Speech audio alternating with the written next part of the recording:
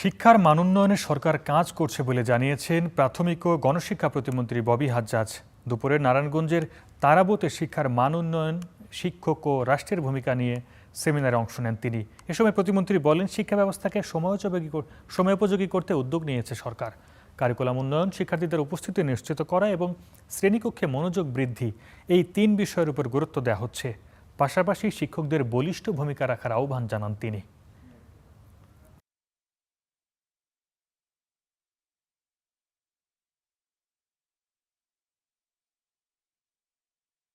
আমাদের দেশে এইচএসসি পাশ করে যত ভালো জিপিএ পাক, বিশ্ববিদ্যালয়ের পরীক্ষায় উত্তীর্ণ হয় না, পাশ করে না। তাই বিশ্ববিদ্যালয়গুলো আর কোনো উপায় না দেখে পরীক্ষা বন্ধ করে লটারি শুরু করতে হয়েছে। এটা হলো আমাদের শিক্ষার অবস্থা।